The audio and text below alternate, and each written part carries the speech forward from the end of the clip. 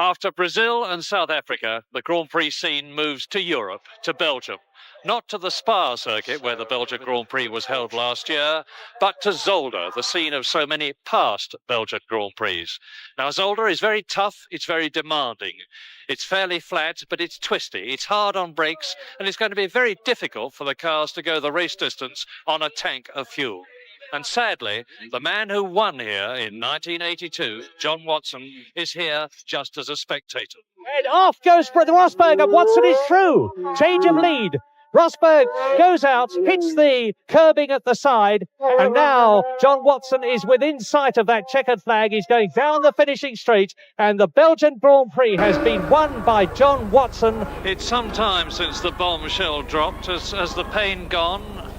Well, there wasn't really so much pain. It was there was obviously a disappointment because it was like a marriage, really. I mean, I was together with Marlboro McLaren for 5 years, and when you divorce, mentally you're still married, but in physical terms you're not. So I still find myself referring to the team and to aspects of that. So it is a little bit strange, but being here today was an interesting experience. Not driving, but sitting in the pit wall and watching everybody else drive.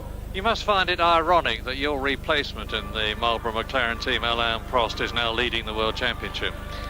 It is ironic in one respect, because I believe that if there hadn't been a driver change, then it could have been me leading the championship. Are you surprised that all the main teams except McLaren have not done well this season?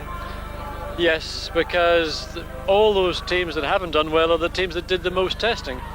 And it's an irony that Marlboro McLaren, who were late with their car, went to Brazil really with very little experience of it, and were right on the pace. They have a car that is easier on tyres than the opposition. They have an engine that is more economical than the opposition, yet they've done the least amount of running. We'll be hearing more from John Watson during the season. But now here's a check on the World Championship table, which shows that John's replacement at McLaren, Alain Prost, is leading his teammate Niki Lauda, with Keke Rosberg third and Elio De Angelis and Derek Warwick tying for fourth, ahead of Eddie Cheever and Riccardo Patrese. And in the Constructors' Championship, McLaren have a massive 18-point lead over Williams and Alfa Romeo. In practice, Ferrari, who've yet to score, really came good, with Michele Alboreto in pole position and his teammate René Arnoux second. Rosberg third, Warwick fourth, De Angelis fifth, and Manfred Winkelhock sixth. But the championship leaders are well down. Prost 8th and Lauda 14th. And so are the Brabhams, with Piquet and Fabi 9th and 18th. The three other British drivers are all in. Nigel Mansell 10th, Martin Brundle an excellent 22nd, and Jonathan. Alongside him is René Arnoux. As they go away behind them in third and fourth positions on the grid are Keke Rosberg and Derek Warwick. Well, welcome to the start of the European season, and although we've had 2 Grand Prix already this year, I would say that this race is more difficult to predict than any race we've seen for a long time. I've talked to a lot of the teams this morning, and uncertainty is, in fact, the only team that I spoke to the whole morning who seemed certain of anything was the Alfa Romeo team, who were certain that they were going to run out of petrol. And with that, nobody could disagree, and certainly not with their confidence. But apart from then, everybody seems to be in one sort of problem or another. The fuel regulations continue to provide a lot of headaches and a lot of head scratching. Ferrari, for example, who have totally turned around their first 2 races' form, have changed their fuel injection system fundamentally back to the old normal injection system rather than the computerized electronic system, and that we would imagine is in search of more power, which they seem to have found again. But it will be very interesting to see how their fuel consumption goes as a result of having more power available through what's supposedly a less accurate system. Of course, this is all connected with the fact that these cars, as regular viewers will know, are restricted to 220 litres of fuel this year, which is considerably less than they've used in the past, when they've been able to use as much as they want. And therefore, it's a bit of an economy run, and they have to judge their fuel usage. Now, here they are, coming around the last hairpin of the familiar Zolder circuit. Very tight, twisty, very hard work for the drivers. It undulates, it winds a lot, it's got a couple of very tight, slow corners. It's quite bumpy, which adds to the physical strain for the drivers, and it's very hard on the car's brakes and transmission because it's very much a stop-go circuit. The lot of sharp acceleration, winding up the transmission and putting a strain on that, and then heavy braking with these cars carrying a lot of weight. 220 litres of fuel weighs, well, a lot. I could work it out. Pulling up onto the grid now. Led by Michele Alboreto, number 27, with behind him, in second place on the grid, his teammate René Arnoux. Then Keke Rosberg. On your left and Rosberg's right is the fourth place man on the grid, Derek Warwick. Then in the black and gold car, Elio De Angelis. And then in the yellow ATS, Manfred Winkelhock. 70 laps, 185 miles.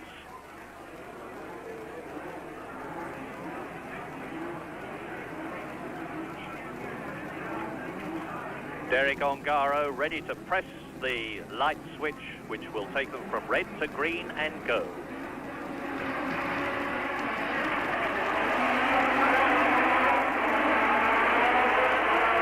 And Keke Rosberg is left very badly on the line as the rest of them get away. Rosberg, third on the grid, was miraculously missed by everybody else and has got away, but is 26th and last as the leaders stream away round the Bianchi bend and up towards the chicane on lap 1. And it's Ferrari, Renault, Ferrari. Alboreto is leading. In third place is René Arnoux, and Derek Warwick is in second place in the Renault. Fourth is Winkelhock through the chicane on towards Terlamen. And it's Alboreto, Warwick, Arnoux, first, second and third. Ferrari, Renault, Ferrari. And Michele Alboreto is doing here in Belgium what he did at Brazil. He's leading strongly from the start of the race, but don't forget that in Brazil he broke down.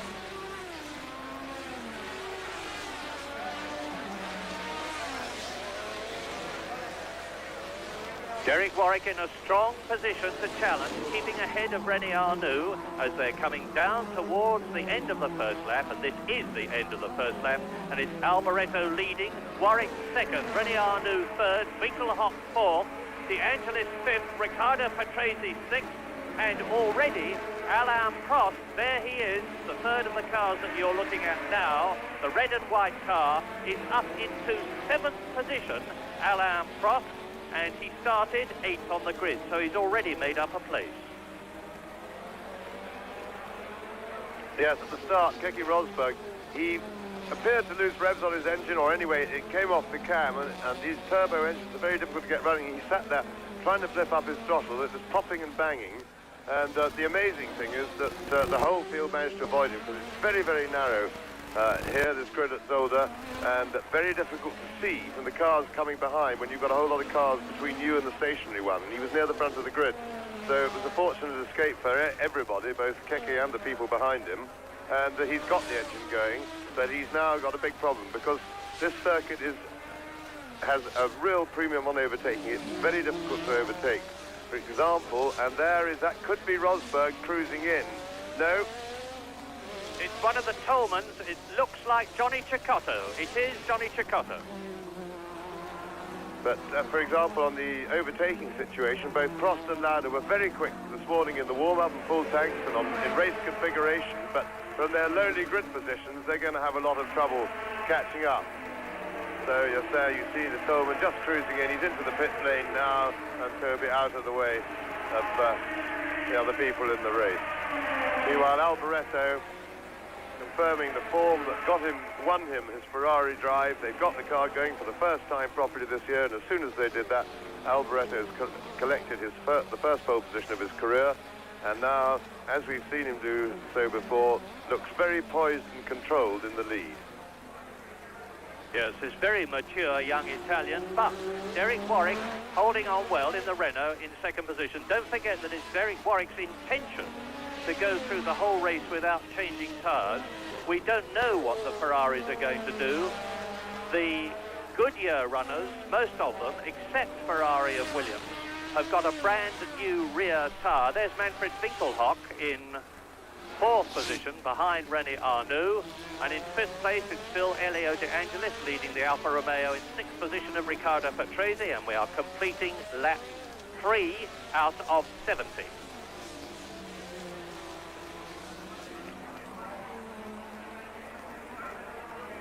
Nigel Mansell is in 15th position. Martin Brundle is in a strong 18th position, and he started 22nd. And Jonathan Palmer, the last of the 4 British drivers, is down in 26th position. Looking now at Derek Warwick on lap 4. And you can see the gap now between Alboreto, who's pulling away a bit from Warwick, who's keeping ahead. Now that is one of the Alfa Romeos out of the race already. It is that of Riccardo Patrese, who you see walking away.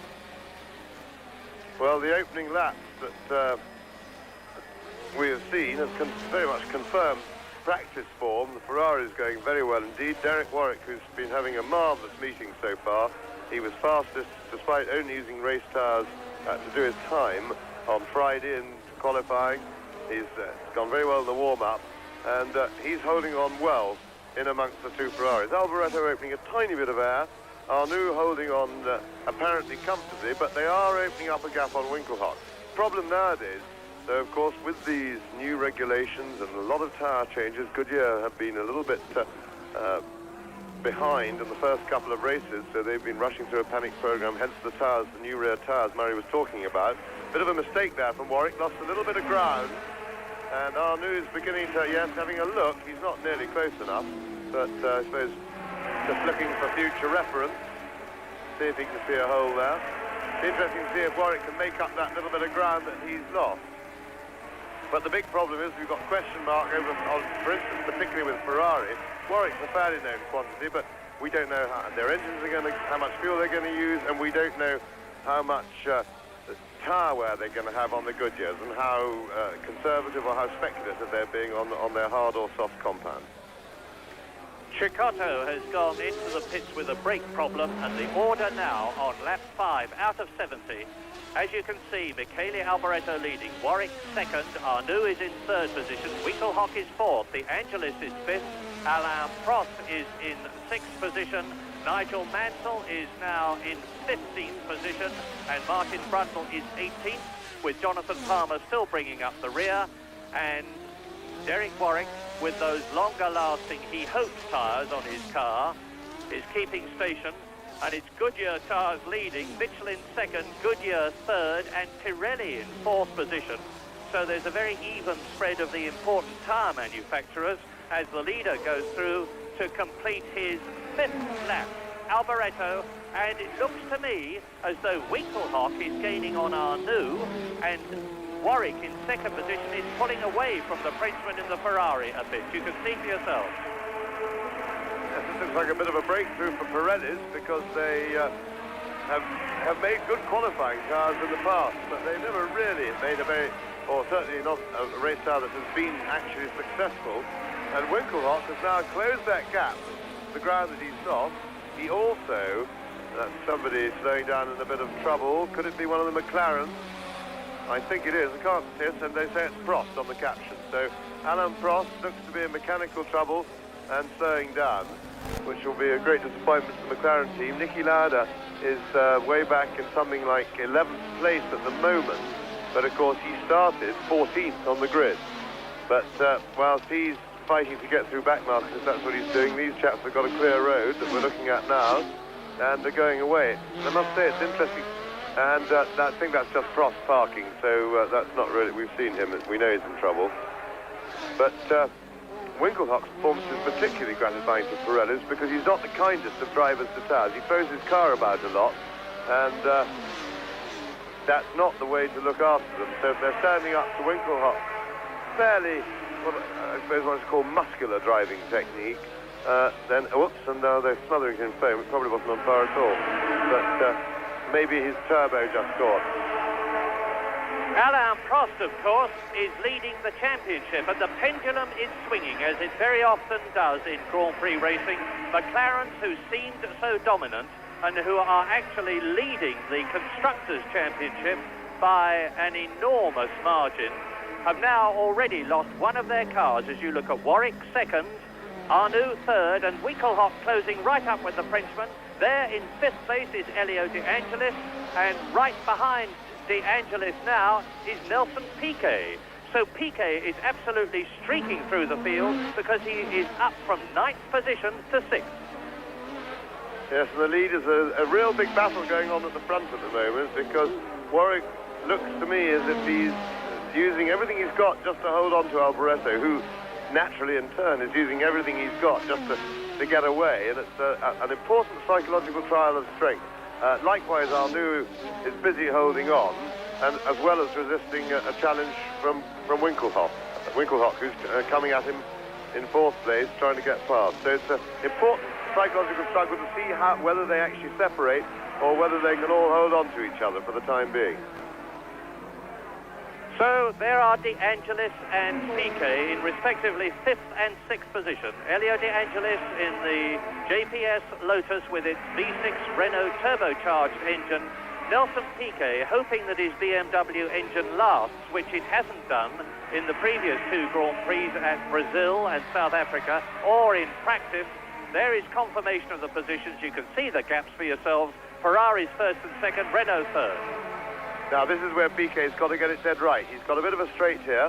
The Brabham we saw in South Africa is very fast in a straight line, and he's got a chance to outbrake, but he's not close enough in fact. This is the problem with the Zolder circuit, because they're all running very big wings. The car in front makes a lot of turbulence. The car behind doesn't grip as well when he's close because of the turbulence of the air. And so the closer you get, the less grip you have, and it's the old problem of getting close enough. That's Thierry Boutsen in the pits, the Belgian, in his first race in the Arrows BMW, and it looks as though it may well be over already. They had balancing problems getting the car to run cleanly during practice, but there's a terrific scrap going on behind the 5th and 6th men, where there they are, De Angelis and Piquet, because Eddie Cheever, who has done extremely well for Alfa Romeo this year, is going to be coming into your picture as Piquet goes through and takes Elio De Angelis and 5th position. So Nelson Piquet, the reigning world champion, on lap 9 out of 70, goes up to 5th position. He's already pulling away from Elio De Angelis. Behind Elio De Angelis, who is now 6th. In 7th place is Eddie Cheever, going well in the very nimble Alfa Romeo, but a car that, as James said earlier on, is going to have problems completing the race without running out of fuel. And just behind Eddie Cheever in 8th position is Patrick Tambay. Now Nigel Mansell is up to 14th, Martin Brundle is up to 16th position. And there is the race leader.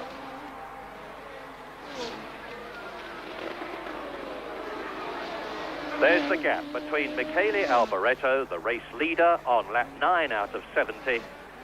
And the next man you should see will be Derek Warwick in the yellow Renault. And Alboreto has now got something like a 5-second lead already.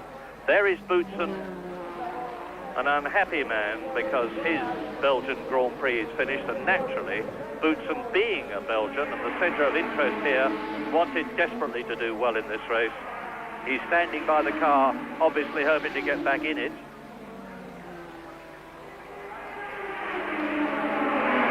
Harvey Postlethwaite, the man who designed this Renault that you're looking at now, said yesterday that they knew that the C4 Ferrari that Alboreto is driving was better than the C3 last year's car, and they just had to persevere with it. Well, they did persevere. They've got a new kind of fuel injection. They've tried all sorts of tyre combinations. They were throwing all sorts of different types of compounds and constructions at the cars yesterday. They got the balance and the handling absolutely superb. Michele Alboreto, who has driven for Ken Tyrrell for 3 seasons before he went to Ferrari, is now showing just how good he is. There is Warwick, who is 2nd, but where is Arnoux, who should be in 3rd position and was closer to this than this to Derek Warwick last time I saw him. Meantime, Keke Rosberg is surging through the field. He started last at 26th. There's Arnoux in the background, and Keke Rosberg is now up to 11th position on the 11th lap out of 70. Derek Warwick second, in the background Arnoux third. Winkelhock is still in fourth position. Piquet fifth, De Angelis sixth, Cheever seventh, Torbay eighth, Lauda ninth, Vichesser is 10th, Rosberg 11th, and Teo Fabi in 12th position.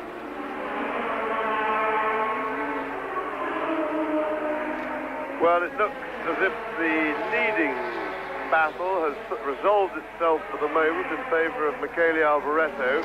He's now managed to, as it were, break the toe that he was giving to Derek Warwick, and he's pulled out something like over 6.5 seconds lead, and seems to be steadily increasing that lead. In the meantime, the concertina is stretching, because there is Derek Warwick, and he's pulled out a 4 or 5 second lead on René Arnoux. But Winkelhock is keeping up well and still threatening. He's very much in touch with Arnoux, and of course Piquet is coming up to challenge. He's got a bit of air to make up. To catch, he's about sort of 5 seconds behind Manfred Winkelhock at the moment. Boutsen getting out into the race, and those of you who know about these things may be surprised to hear me referring to the Belgian Grand Prix as being 70 laps long when you expected it to be 71. Well, for some reason that is not at all clear to any of us, it was decided to include the warm-up lap in the 71 laps, so the actual race itself is going to be over 70 and not as anticipated 71 laps. There goes Eddie Cheever through the picture. That's Patrick Tambay. There is Niki Lauda, and behind Lauda and gaining fast is Keke Rosberg. Now Lauda is in 9th position, Keke Rosberg therefore in 10th position, and see the way the Finn is driving his Williams V6 turbo Honda powered car. He's really charging. Rosberg, number 6, is in 3rd position in the World Championship thanks to his 2nd place in Brazil, closing up on Lauda, who is closing up on Tambay, and Tambay is in 8th position behind Eddie Cheever. There's Lauda. Rosberg. Tambay in front. And the order now on lap 12 is Alboreto leads, Warwick 2nd, Arnoux 3rd, Winkelhock 4th, Piquet 5th, De Angelis 6th, Cheever 7th, and then the battle that we're looking at between Tambay, Lauda and Rosberg, all of them gaining. And Ghinzani has come up. The Italian driver who crashed in South Africa is now up into 13th place in his new Osella. We're looking at Patrick Tambay, who is 8th, Lauda, who is 9th, Rosberg, who is 10th.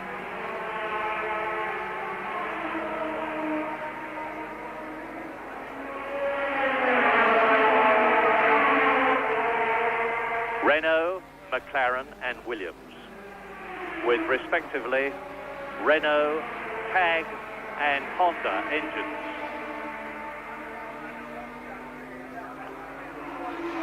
What we don't know, of course, is what compound tires a lot of the drivers have got, and it's going to be even more critical here at Zolder, which is so demanding on the rubber than it is at almost any other circuit. Tambay, Lauda and Rosberg.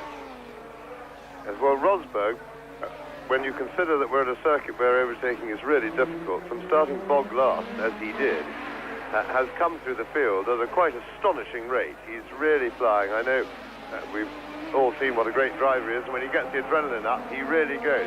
But now is the time that it really matters. We've got to watch, because he's just arrived, if you like, at the back end of Division 1. He's now playing in the big league, whereas he was, by and large, passing the Division 2 men to get to where he is, and things are going to be a little bit tougher. And also his right front tyre, to me, looks a little bit marked. I only had a glimpse of it then, but that it may be he will have to be careful when charging that hard on these marginal tyres. Then of course it's difficult, and it looked like a bit of a mistake from Lauda there, and Rosberg's taking advantage of it. It's down the inside with the power there. Lauda made a bit of a mistake, so Rosberg makes up a place. Now let's see how he can deal with Patrick Tambay. Keke Rosberg, the world champion of 1982, moves up to 9th position ahead of Niki Lauda. Look at it again. He forces through on the inside, holds his position as he goes into the bend, Niki Lauda tries to keep up but has to back off and let Rosberg through, and I think it's not going to be very long before Keke Rosberg in 9th position takes number 15, the Renault of Frenchman Patrick Tambay, ahead of him, and goes up to 8th position from 26th, and this is lap 14, a quite incredible, typical, meteoric, charging drive by Keke Rosberg, who's really reveling now in the extra power that the Honda turbocharged engine's giving him compared with the Ford 3-litre DFV engine which he had up to the end of last season. Tambay 8th, Rosberg 9th, Lauda 10th. And it's still Alboreto leading, Warwick 2nd, Arnoux 3rd, Winkelhock 4th, Piquet 5th, De Angelis 6th, Cheever 7th. And look at this. Keke Rosberg challenging Patrick Tambay, and he forces his way through, obliges Patrick Tambay to take the wide line and goes through and takes 8th position. Yes, terrific stuff. Well, the extra power of the Honda engine we saw in South Africa, but what we saw there very clearly, this was before that, coming through the corner that made it the chicane, was the extra traction and grip that Rosberg was able to exert, and that would be a tribute both to his chassis and to Goodyear, who are certainly showing that they bounced back. They definitely struggled the first 2 Grand Prix of the year, but and Lauda now having a little bit of a look at Patrick Tambay, but without success that time. But with the Ferraris up in front on their rubber, looking very good indeed, we'll have to obviously weigh this more carefully by the end of the race when we're looking at it with hindsight to see how well they wore compared with the Michelins, but certainly they're really going very well indeed. And while you look at this, Nigel Mansell is coming into the pits, and there he is. Nigel Mansell, who was in, at the time, 20th position, so he's dropped down through the field. It's obviously not tyres, because as you can see for yourselves, no jacks, no pneumatic hammers, the wheels aren't coming off, but Mansell is coming out, and he is finished in the Belgian Grand Prix, and it's still led on lap 16 by Alboreto, ahead of Warwick, and he's some 6 seconds now ahead of the Englishman. And in 3rd position, it's still René Arnoux in the 3rd Ferrari, ahead of Manfred Winkelhock in the ATS, and you're looking at the race leader, Michele Alboreto. Now, I think Warwick's in trouble. I think Arnoux's just passed him. Look now, is this Warwick coming through? I saw him go past, well, no, it was the back marker, I beg your pardon. No, hang on, that was... It's the spirit of Mauro Baldi, and we'll take the gap between Michele Alboreto, who crosses the line now, as Derek Warwick comes up to go past, and the gap between Warwick and Alboreto is 6.06 seconds, which is about what it was, and the race positions are held for the first half dozen or so anyway, with 16 laps completed out of 70. There is the race leader, commandingly driving his Ferrari ahead of Warwick 2nd, Arnoux 3rd, Winkelhock 4th, Piquet 5th, and De Angelis 6th. Yes, apologies for that. I nearly gave myself a heart attack. I thought I'd seen Warwick slow down when we had a glimpse there, but it was Alboreto passing the back marker. Martin Brundle, that you see the 3rd of this batch, and his teammate Stefan Beloff are in 13th and 14th positions, chasing Andrea De Cesaris, who is 12th. And this is a fascinating battle, because as I said earlier on, the 2 nimble Ford DFV-powered Tyrrells, with their light weight and their softer tyres, are at a much better advantage at Zolder. Mansell's gone out with a clutch problem, and there is Jacques Lafitte.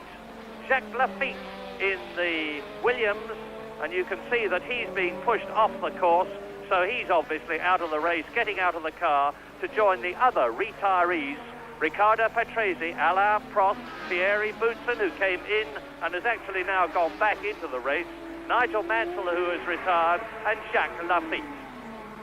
Lap 18 out of 70, Alboreto, that we're looking at, leads. Warwick 2nd, Arnoux 3rd, Winkelhock 4th, Piquet 5th, De Angelis 6th, Eddie Cheever 7th, Keke Rosberg fighting his way through and is now in 8th position, ahead of Tambay 9th and Lauda 10th. Teo Fabi is 11th, and then there's that battle for 12th position between De Cesaris and the leading 3-litre cars of Stefan Beloff and Brundle, both in Tyrrell.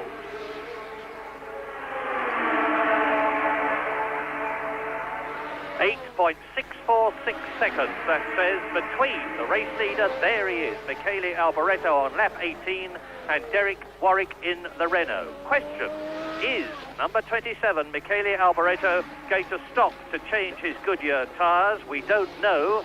Ferrari weren't prepared to say just before the race began. We do know that Derek Warwick intends to drive straight through, so if Michele Alboreto there comes into the pits to change his tyres and Warwick is where he is now, the Englishman would certainly take the lead. Patrick Tambay seems to be in trouble in 10th position. He's dropping back. There is Mark Sura in the arrows. There is Derek Warwick in 2nd position. Now watch for René Arnoux in the Scarlet Ferrari. That's the gap, and it's a long, long gap now. There is the Frenchman. And behind him, Winkelhock behind him in 5th position, Piquet.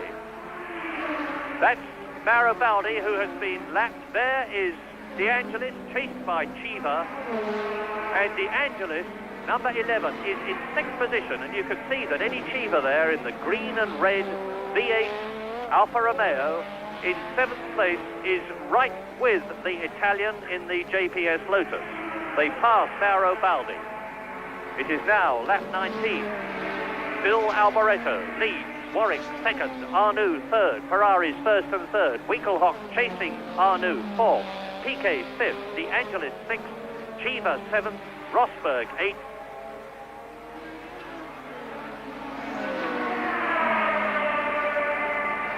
You're watching the battle between Elio De Angelis and Eddie Chiva for 6th position. JPS Lotus leads Alfa Romeo. Italian leads American.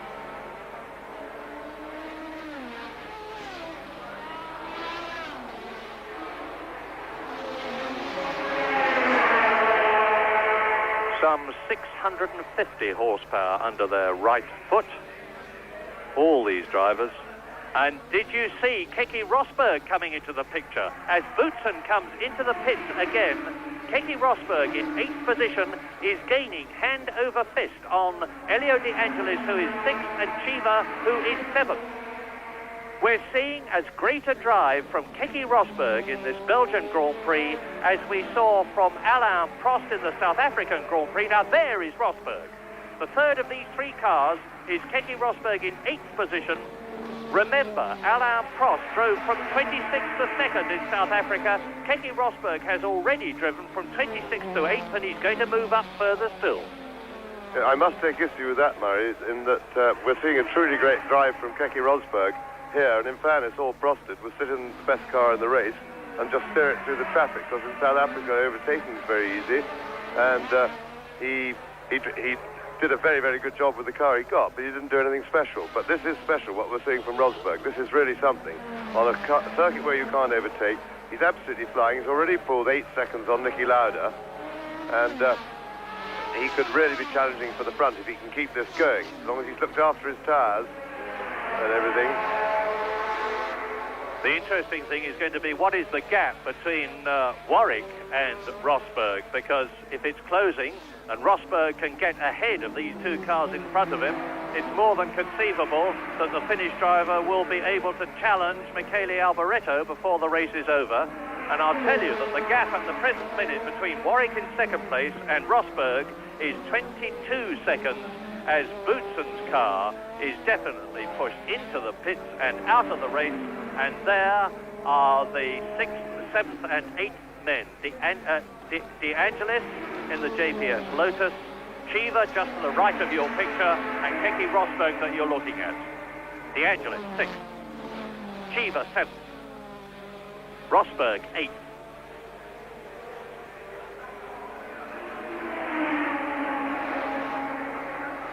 And Rosberg is really harrying Eddie Chiva now for 7th position.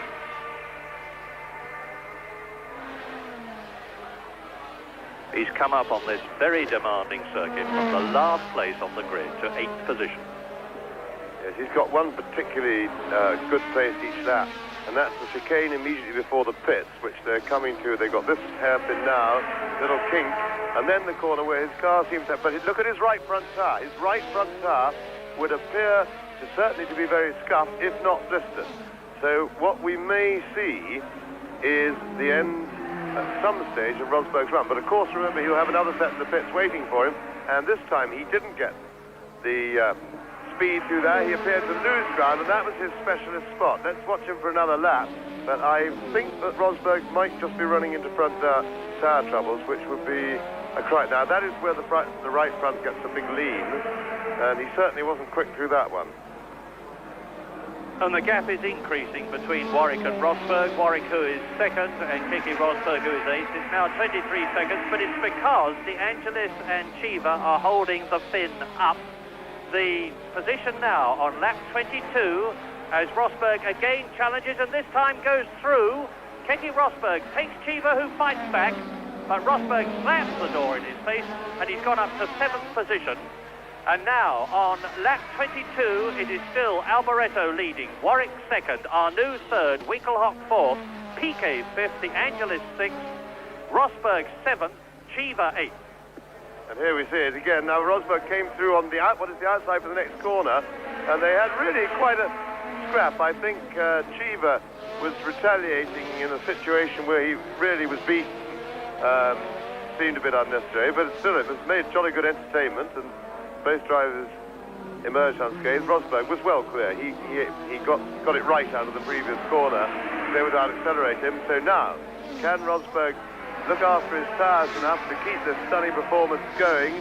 But I think he's struggling a bit now. He doesn't seem to have quite the same superiority in grip and handling that he had 10 laps ago, or even 5 laps ago.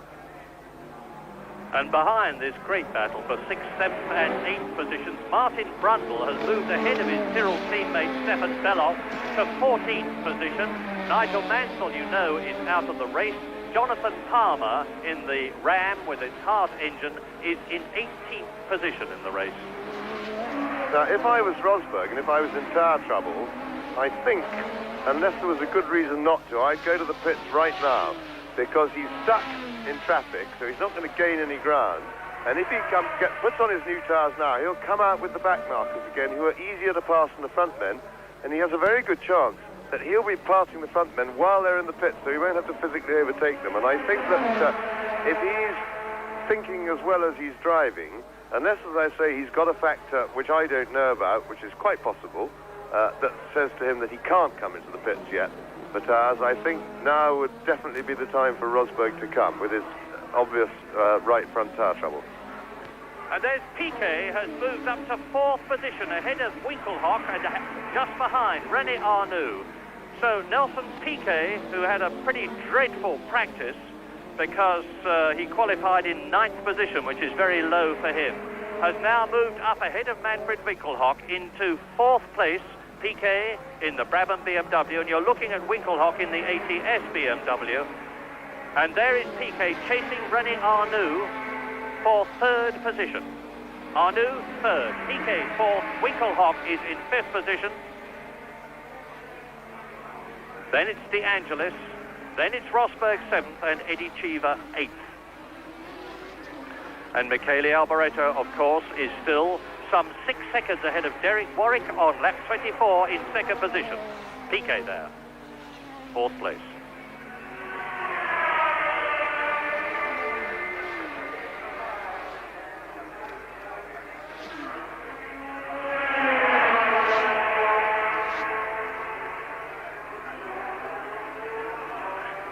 And it looks as though Winkelhock has got some sort of problem. Maybe his tyres are going off. Meantime, Stefan Bellof, who's having a terrific scrap for 13th place with Martin Brundle, has regained that position. So the Englishman in the Tyrrell's gone down 1 place, and Jonathan Palmer is still in 18th position. Lap 25.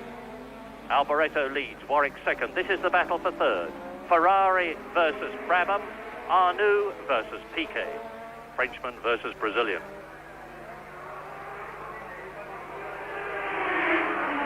And Piquet's definitely gaining. Look at this! Superb! Nelson Piquet on lap 25 takes René Arnoux and third position, and the Frenchman is dropping back, and now they're all closing up, because with Piquet to third position, with Arnoux fourth, Winkelhock fifth. Yes, and that was just a marvellous piece of opportunist overtaking from Nelson Piquet. Very brave, too. Piquet, for all his great skills and everything, and the very few mistakes he makes, got plenty of bravery as well. He's really charging. And that is Warwick in the pits. Tambay? Patrick Tambay in the pits, the first of the lead drivers, or the drivers who are within the first dozen, to change his tyres. Getting up to racing speed, Patrick Tambay, and the way to tell the Frenchman's Renault from Derek Warwick's, because the helmets look the same, that Tambay's car has a red flash on the rear tail, on the tail, and Derek Warwick has a blue. And Keke Rosberg now is right up with Manfred Winkelhock, who is in fifth position. As into the pits comes René Arnoux in third position. And they were changing tyres in practice this morning in 7 seconds. And it looks as though they're not going to do it this time.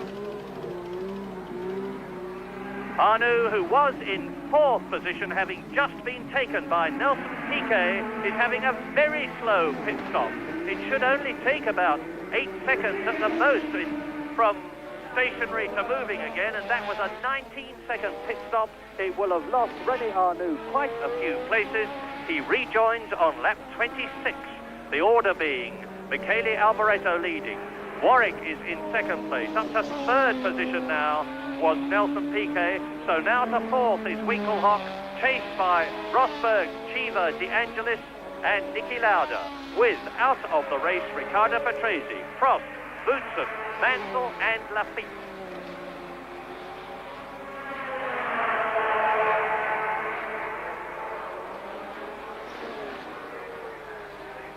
René Arnoux, having rejoined the circuit after his pit stop for tyres. On his own on the circuit. Where he is in relation to the others, I don't know until the rest of them come through at the end of the lap. But he's obviously lost a good few places, but he's still his teammate Michele Alboreto in the lead. Now, I say again, there is Alboreto. I say again, don't forget that Alboreto may be coming in to change tyres, and I think the may is much more likely to be almost certainly now that we've seen Arnoux come in. It seems unlikely to me that the Ferraris will be racing on different compounds, one of which would last longer than the other, and if they were, I wouldn't have expected Alboreto to be in the lead by as much as he was. And if Alboreto here in the lead on lap 28 out of 70 does come in to change his his Goodyear tyres, and there is De Angelis walking in, that means to say that Derek Warwick would take the lead. My apologies, it looked like De Angelis, it is not. It is Francois Hainaut, the Frenchman, the Ligier driver in his first season of Grand Prix racing, and that's a Williams parked by the side of the circuit there. Lafitte's car that you saw go out of the race some time ago, being pushed by the marshals. Now here is Alboreto.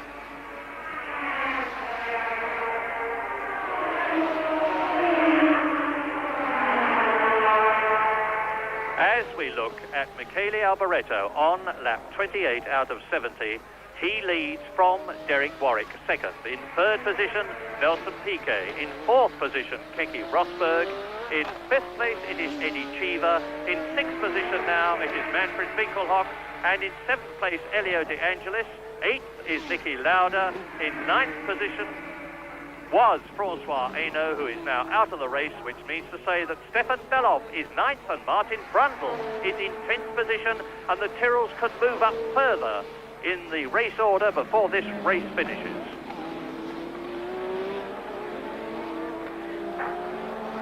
You're watching Michele Alboreto in the lead on lap 29.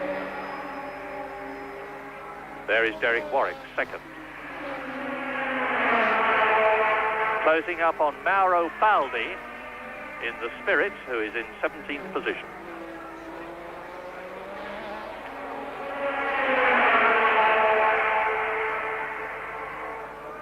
Baldy going to let Derek Warwick through? Yes.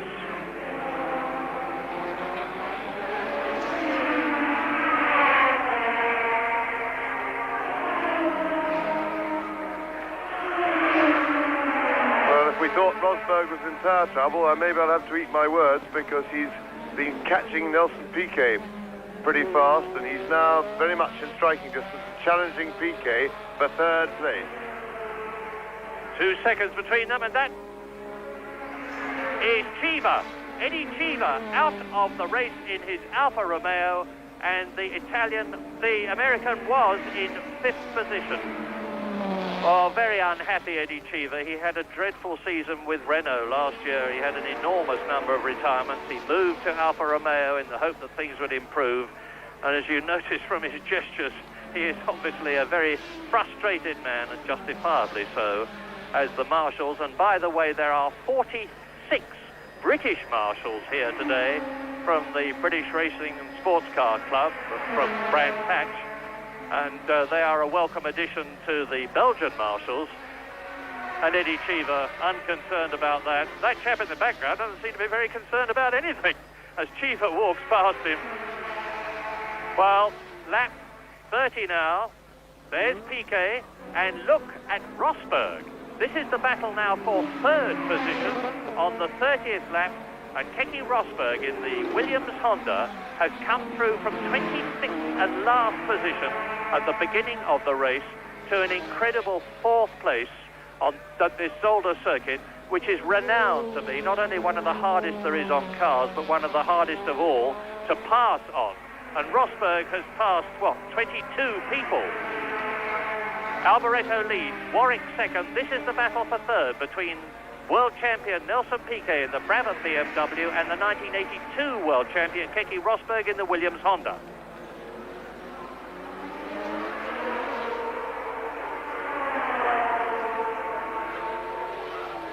Yes, I'm just trying to have a look at the right front tyre on Rosberg's car, and I think it looks as if, obviously I said it was either scuffing or blistering before. If it's blistering, it doesn't clear up, and the tyre is damaged and doesn't recover. But it looks now this is where we get the best shot of it, and we think we do. No, we do.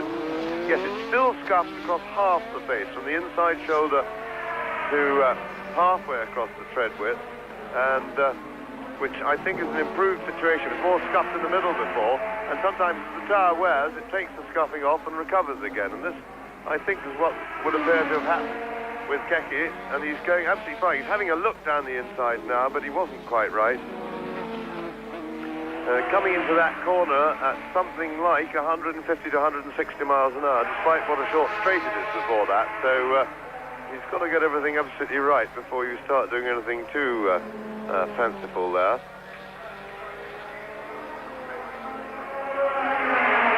Into the pits comes Niki Lauda in 7th position. Start the stopwatch. 7 seconds is what it was taking them to change 4 tyres and wheels in practice. Up go the hammers, off goes Lauda. 9.6 seconds, a very good pit stop in racing conditions. We rejoin to see Piquet holding off Keke Rosberg, who is 4th. And the gap between Warwick, who is 2nd, and Piquet and Rosberg is still 23 seconds. So Alboreto is holding his 1st place from Warwick, and Warwick is holding his 2nd place from these two. I should explain what you said about racing conditions, because people at home probably don't realise how important that is. When these teams practice pit stops with the car in the pits and in the garage, everything is cold, and it's much easier to do. You don't get things stuck on.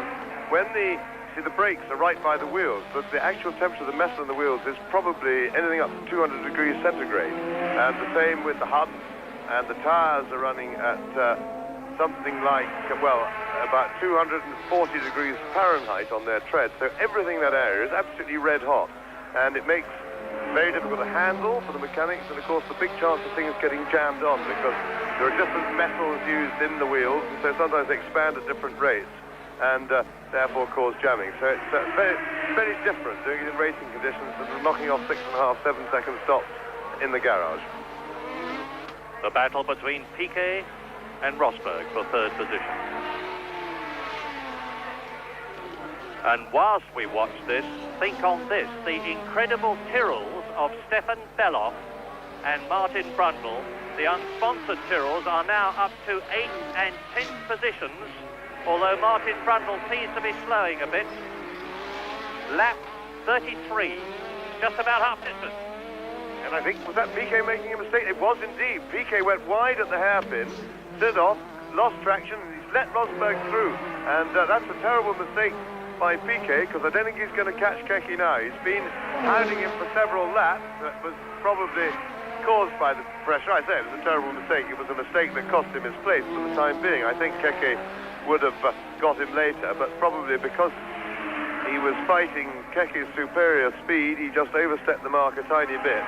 And that puts Keke Rosberg up into 3rd place, and he's got something like 20 seconds or a little bit more to close on Derek Warwick. So now we're just going to have to sit back for a couple of laps, put a watch on it, and see how he gets on. Bearing in mind, of course, that Keke hasn't yet stopped, and that Derek Warwick is planning not to stop, but I suspect, or rather, if I was asked to hazard a guess, I would say that that was rather ambitious, and I think there's a very good chance that he will end up stopping. I think he's favourite to stop. But Piquet, I think, is going steadily. I think it's just that Rosberg is absolutely flying. And Keke Rosberg is now up with Torbay, as Warwick comes into the pit in 2nd position. This we did not expect. This is lap 34. Derek Warwick stops. Remember that Piquet's his pit stop was about 9.6 seconds. How is the Renault team going to compare? Well, 2 seconds longer. Warwick rushes out of the pit, and he's going to be bearing in mind the fact that he's got to work up to racing speed on cold tyres now. It means to say that Rosberg in 3rd position is going to close on him, with Piquet behind him in 4th position.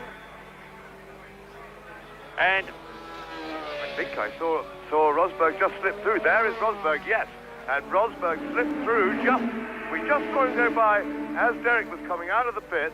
But bear in mind, of course, that Rosberg still has to make his stop, and that Derek now is on fresh rubber. And this is where the race is really going to come alive, and we may well get a lot of changes, because as you can see, drivers are into the pits. That is Winkelhock, who was in 5th position, has come into the pits for a very long pit stop. I'm not aware of his team having done much practice, and it certainly showed there in comparison with the Brabham, the Renault and the other teams. And there is Torbay, and Torbay, having come in, is well down in 15th position. And now on lap 34, it is still in the lead Alboreto, 2nd is still Warwick, 3rd, as you know, is Keke Rosberg, 4th is Piquet, 5th De Angelis, 6th Winkelhock, 7th De Cesaris, 8th Beloff, 9th Marby, 10th Brundle, 11th Arnoux, and in 12th position, Niki Lauda.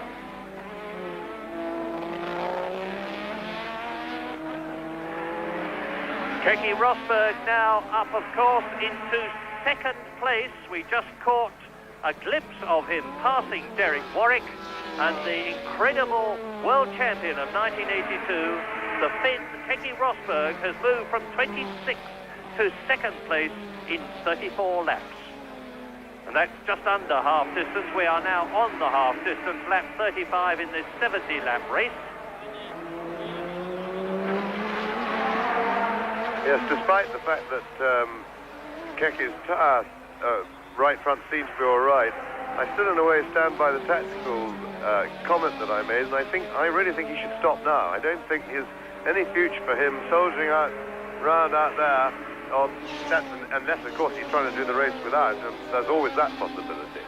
But if he's not, it would be tactically wrong, I think, because worn rubber is not as fast as fresh rubber. Warwick's got fresh rubber on. He's got it warm now. He'll be getting the hang of the track, and Keke might as well get in and get it over and done with, and get out and get racing on some fresh rubber where he can lap quicker. But if he has stopped, he'll still have a big deficit to chase Warwick from behind.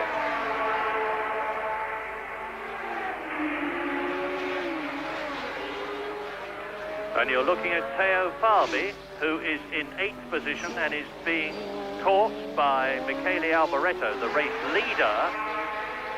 And he's lapped everybody, therefore, up to 8th position. He's now lapped everybody up to 7th position, and there is Martin Brundle behind Theo Fabi.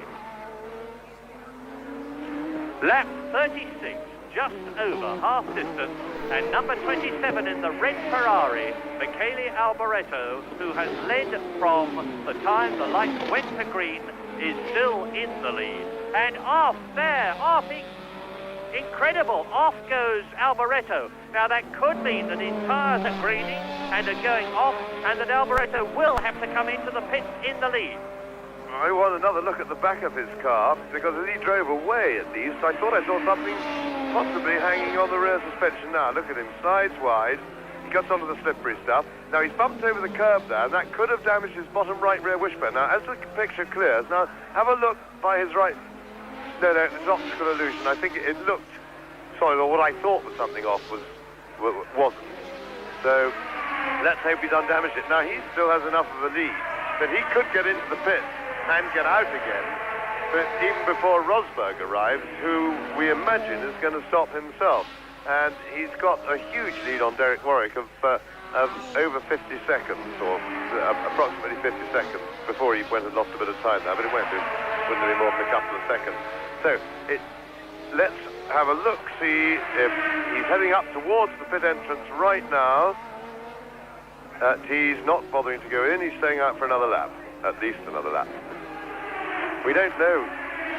Ferrari were very unforthcoming about what the tyres they were running, and we don't really know whether he's running a compound that he thinks he'll be able to do the race on or not, although I would somehow doubt it with his when one saw his early speed. I don't think that could have been a very hard compounded tyre.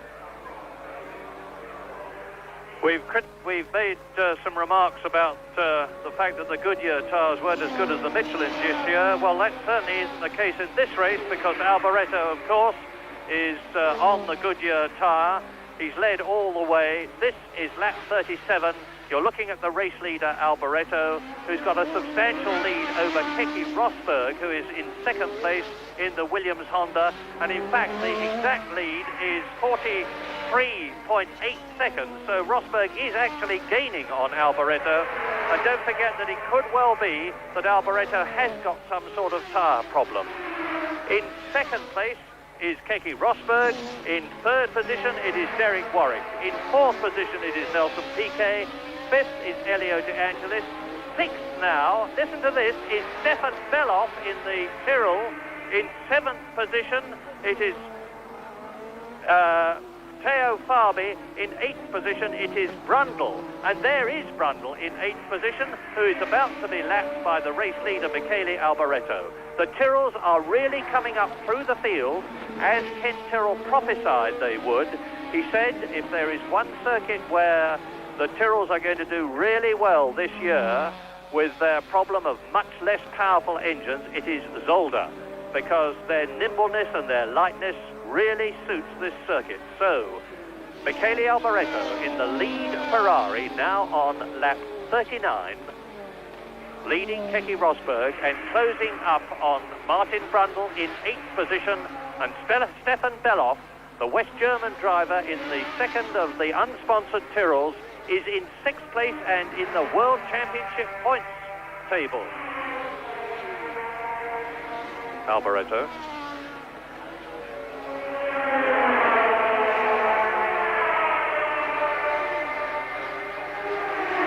That's Arnoux, of course, is a lap behind.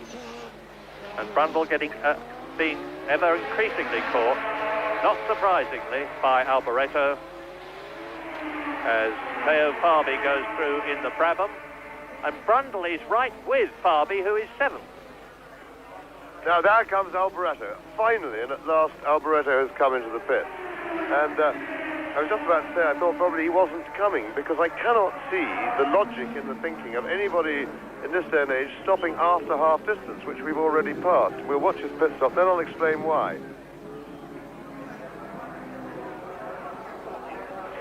We're on lap 40. Let's have a look-see. We're already getting up towards the 10 seconds and past, but that's not bad.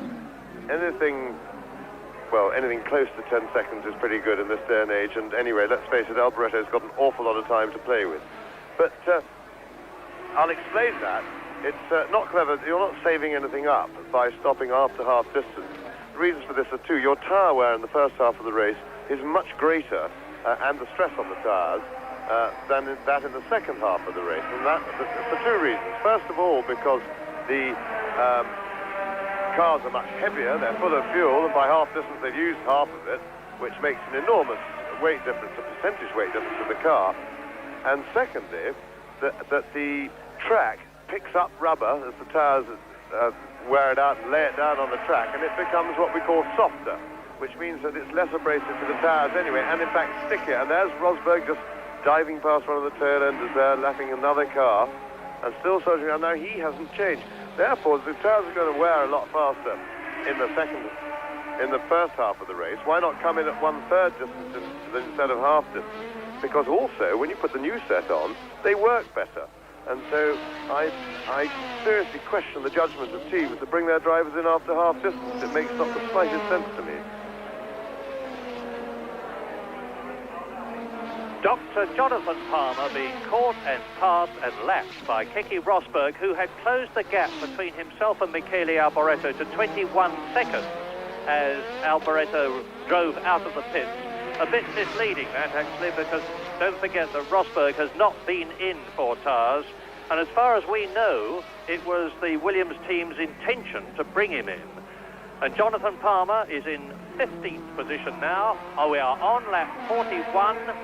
And another 30 laps to go, and so it's Alboreto leading, Rosberg second, Derek Warwick is third now, Nelson Piquet is fourth, De Angelis is fifth, Beloff is sixth, Farby is seventh, and Brundle is eighth. Well, with Frank in charge of judgment, one has to presume that Keke isn't coming in for tyres, because otherwise he wouldn't come in so late. And that's Winkelhock limping down slowly. It looks mechanical, I think his engine or something like that, and he looks like that's the end of his day's work. And Nicky Lauda, we hear, stopped with a broken engine. So that means to say that both the World Championship leaders are out of the race. Alain Prost long since, and now Nicky Lauda. Indeed, the retirements are building up. It must be a tactical ploy by the Williams team, by Frank then, because I see the Williams mechanics getting ready, just looking across at the pit road. It doesn't necessarily mean that he's coming in, because these teams nowadays, they stay in a state of readiness throughout the race. But you can look down at them and you see them getting sort of specially ready if they're expecting the driver in, obviously. And there's the whole area is cleared and ready. So I think maybe Keke's coming in. So there may be some special tactical reason for Frank to make this a late pit stop, but Keke's actually stayed out for one more lap because he's just gone past us. Out went the signal board with a signal I don't understand on it. But on lap 42 now, it is still Alboreto leading. It is still Keke Rosberg in second place. It is still Derek Warwick in third, ahead of Nelson Piquet, who is fourth. See, with the swap of tyres, whereas Rosberg was catching Derek Warwick when he wasn't having traffic problems before the pit stop, since the pit stop, Warwick has kept the gap constant, which means that relatively Warwick is now going faster. And the reason he's going faster is because he's got new tyres on. So why has Rosberg not gone in a lot earlier and put his on, so he'd be going faster still? Elio De Angelis is right up to Derek Warwick there. And Derek Warwick, number 16, is in third position. So, lap 42 completed by the leader, Alboreto. Keke Rosberg, we're wondering whether he's going to be coming in for tyres as Tombay goes through, chased by De Angelis. Still Warwick third, still Piquet fourth, still De Angelis fifth, and there he is. Beloff right with De Angelis. Stefan Beloff in sixth position in the Tyrrell. There he is chasing De Angelis, and he ducks behind De Angelis as the Roman tucks into the left-hander there, and you could well be seeing a change for fifth position shortly. Look at this. De Angelis in the black and gold JPS Lotus, and in the black, red and yellow Tyrrell, Stefan Bellof. He's in the World Championship points at the moment. 1 point for sixth position, which is where he is if he finished there. But he's obviously determined to do better than that, harrying Elio De Angelis, fifth position. Ahead of De Angelis, Piquet, fourth. Warwick, third. Rosberg, second. Alboreto leads.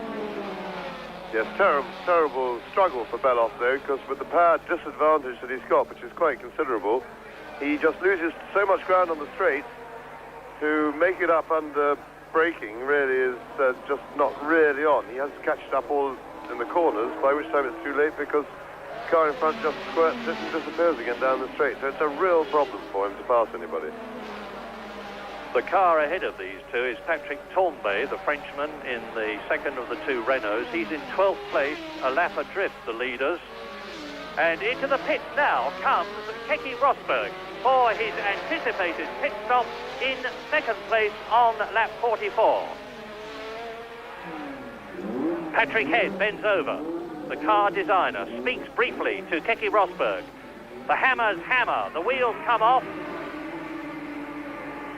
Keke Rosberg sits impassively there. It's a rather longish pit stop compared with some of the others. 15.7 seconds. The Honda turbo engine rumbles as Rosberg drives out, and he should still be in second position. Alboreto leading has made his tyre stop. Rosberg in second has made his tyre stop. Warwick has made his tyre stop. Piquet is in fourth position. De Angelis fifth, Bellof sixth, right with the JPS Lotus.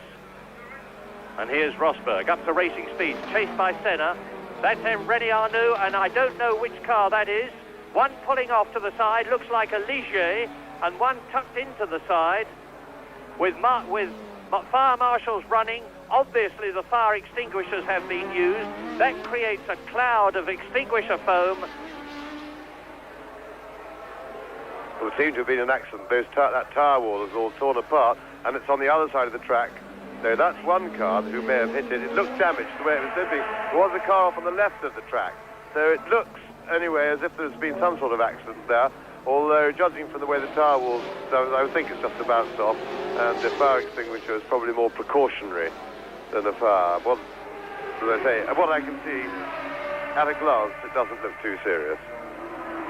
And it looks to me like one of the Ligiers which has gone off, in which case it must be De Cesaris with Arnoux already out of the race, but we don't know that for certain and we'll confirm as soon as we can. That's Martin Brundle in 8th position in the blue car. Now we look at Rosberg. Brundle is right up with Arnoux, who is 7th behind Bellof, who is 6th, De Angelis 5th, Piquet 4th, Warwick 3rd, and Rosberg in 2nd position. The leader, Michele Alboreto, for lap 45. Jonathan Palmer in the Ram with its Hart turbo engine into the pits for a change of his Pirelli tyres.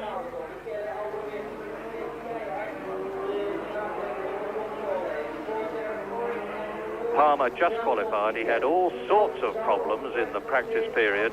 His teammate Philippe Alliot failed to qualify because he had a broken turbo in the very last stages of practice. And as you can see, there looks like a problem with the left front and the right front. They can't get the nut on, and poor Jonathan must be fuming with frustration there as he sits in the... Terwijl Palmer daar enorm veel tijd verliest. Bijna 40 seconden. Niet verwonderlijk in een team dat het met zeer weinig geld moet doen. Met een minimum aan middelen. En dat laat zich in alle aspecten van de Formule 1 racerij gevoelen als je geen geld hebt.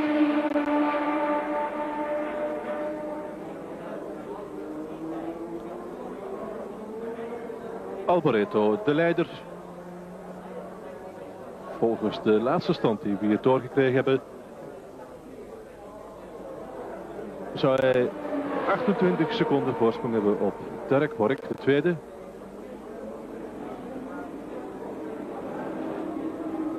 Nelson Piquet is derde, Elio De Angelis vierde, Stefan Bellof nu al vijfde en zesde Keke Rosberg. Zevende Arnoux. Achtste Martin Brandl. Negende Mark Zoerer. Tiende Patrick Tambay. 11e Ayrton Senna. 12e Theo Fabi. En 13e staat hier nog genoteerd Andrea de Cesaris, maar voor die is de wedstrijd afgelopen. Als we mogen afgaan op de beelden die we daar net gezien hebben.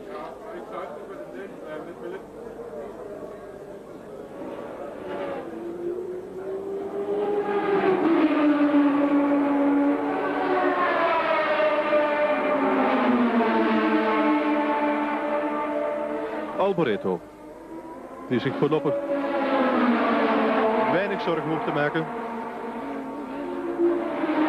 U krijgt het nog eens op schrift. Alboreto gevolgd op bijna 30 seconden door Derek Warwick.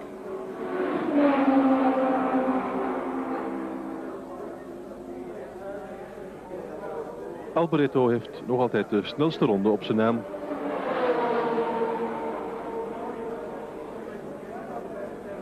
Die heeft hij in het begin van de wedstrijd gereden toen hij de baan nog vrij voor zich had. Nu wordt het al moeilijker om een snelle ronde te maken, omdat er veel wagens moeten gedubbeld worden.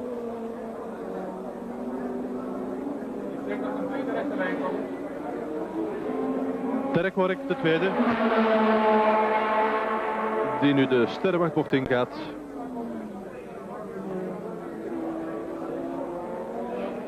Een uitstekende race in elk geval van Derek Warwick.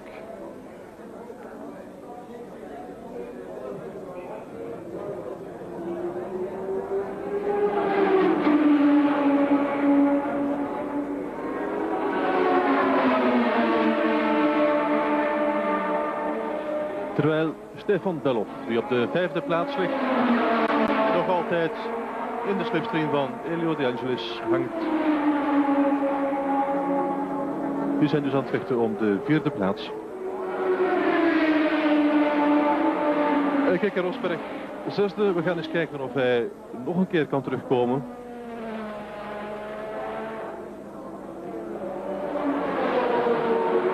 Heeft nu meer dan een minuut achterstand op de leider, Michele Alboreto. Mark Zoerer en Stefan Bellof.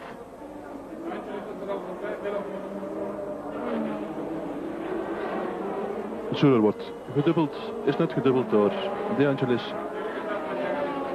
En nu moet Bellof dat nog doen. Zoerer, de ploegmaat van Boutsen, die vandaag nog met een Cosworth motor moest rijden, omdat er nog niet genoeg motoren voorhanden zijn om de 2 wagens te bevoorraden. Boutsen kreeg de primeur, waarschijnlijk omdat hij in eigen land reed. Maar ook gedeeltelijk omdat hij een streepje voor heeft bij teammanager Jackie Oliver.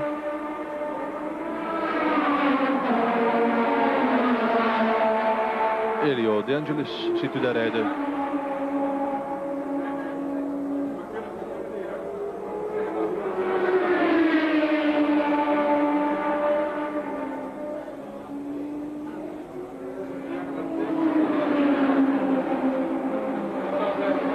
En dit zijn Zoerer en Bellof.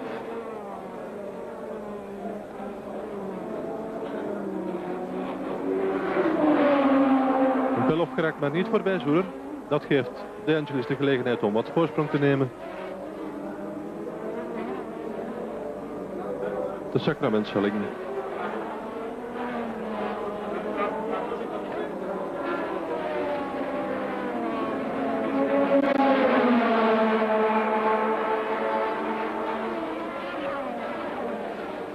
Daarachter zag u Keke Rosberg rijden, de man op de 6e plaats. En dan René Arnoux, 7e. Dit is Ayrton Senna.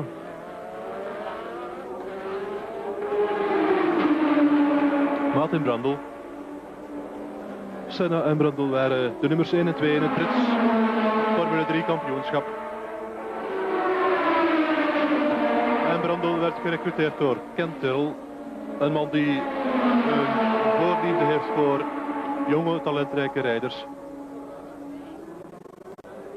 Geeft ze de kans om hun carrière te beginnen. Niet in ideale omstandigheden weliswaar, maar toch altijd met een wagen die betrouwbaar is.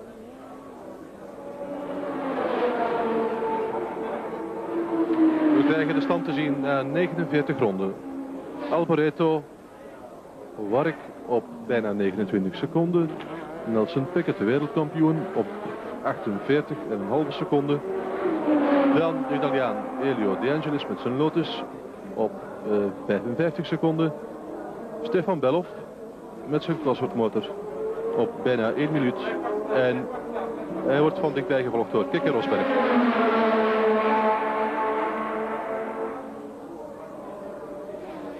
Alboreto hebben we in beeld.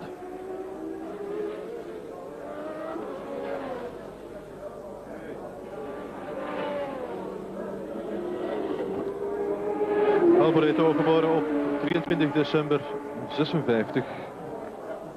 Relatief jong nog voor een Formule 1 rijder.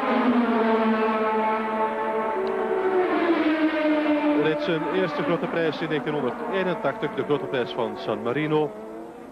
Is aan zijn 44e grote prijs bezig.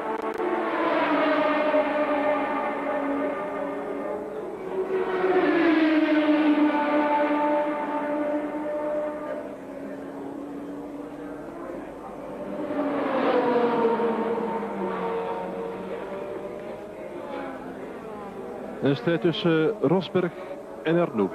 Voor de 6e plaats is dat. En daarvoor hangt Bellof de 5e. En aangezien Bellof zo wat 200 pk minder heeft in zijn motor, zal die waarschijnlijk het hoofd moeten buigen voor Rosberg en Arnoux.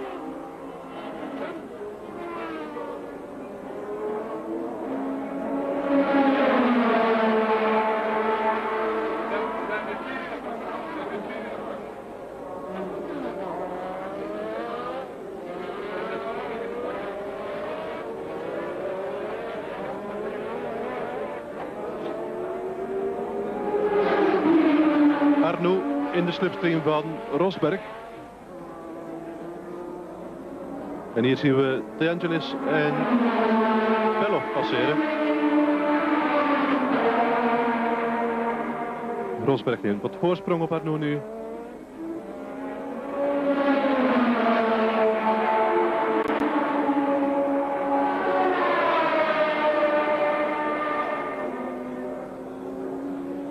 En naar het einde toe zal het bijzonder spannend worden om te zien wie nog genoeg benzine heeft terwijl Martin Brundle binnenkomt.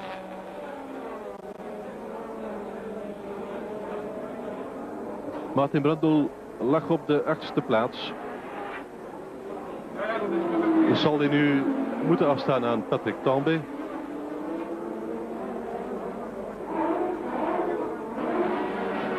Rosberg Arnoux. Jagend op Stefan Bellof.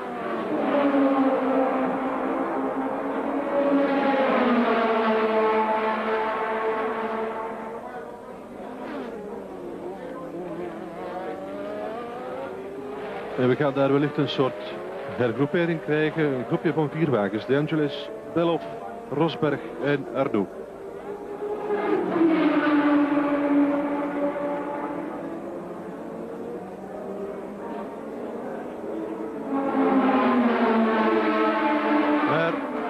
Stefan Bellof verdedigt zich schitterend.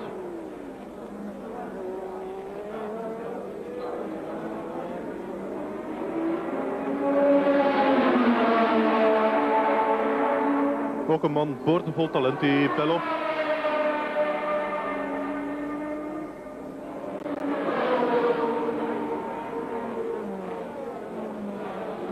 BMW, de firma die de turbomotoren aan het team van Thierry Boutsen levert aan Arrows, had graag Bellof in de plaats van Boutsen achter het stuur van een Arrows met turbomotor gezien. Maar Jackie Oliver wilde daar niet van weten. Terwijl Rosberg daar even in de fout ging. I say that in the hope that I can... Brundle, I was about to say Brundle and hoped desperately that it wasn't but it's Brundle's Tyrrell out of the race. He was in 8th position, having driven a superb race before he went in for his tyres, and it may well be, and I'm guessing, that Martin Brundle started going a bit too quick on cold tyres and he's gone off. But the fact that he's out of the cockpit is a good sign, as Arnoux now is right with the 6th place man, Keke Rosberg. And De Angelis 4th and Beloff 5th seem to be pulling away from this battle for 6th position between the white Williams Honda of Keke Rosberg and the scarlet Ferrari of Keke Rosberg. Look at the gap that's increasing. Rosberg, of course, will be trying desperately to ensure that Arnoux does not get past him. In the process, he's losing a bit of time, and Beloff is succeeding in pulling away in the non-turbo Tyrrell as they pass the 2 stricken cars on the right and left. Rosberg 6th, Arnoux 7th. Alboreto leads, Warwick 2nd, Piquet 3rd, De Angelis 4th, Beloff 5th. Tournbay is 8th and has been lapped. And the leader has lapped everybody, therefore, up to René Arnoux, his teammate, who is in 7th position. And there he is.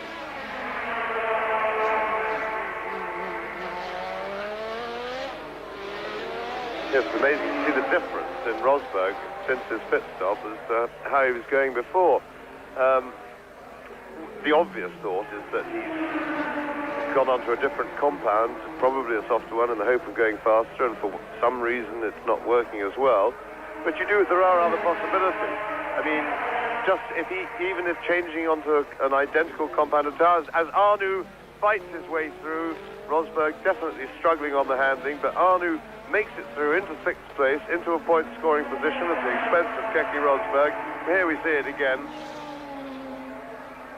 And Rosberg just squeezed through under braking corner after the pit.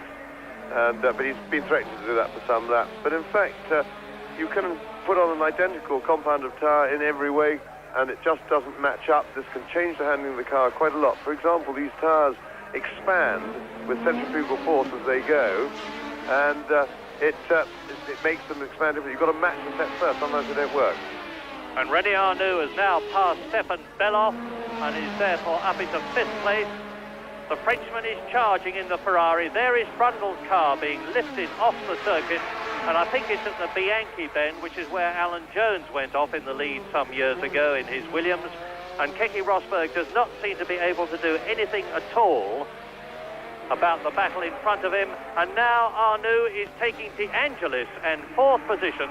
So Arnoux has gone from 7th to 4th position very, very quickly indeed. And he's now got Piquet, Warwick and his teammate Alboreto in front of him as Keke Rosberg gets ahead of Beloff and ahead of De Angelis.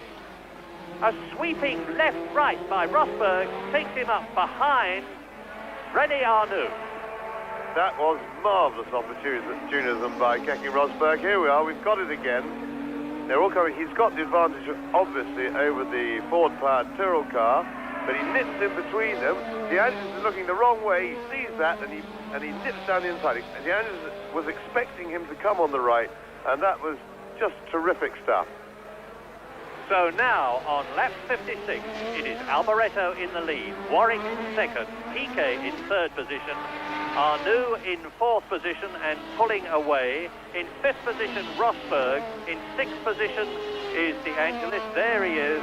And in 7th place is Stefan Beloff. 8th is Tournbay, 1 lap adrift. 9th is Senna in the Tolman.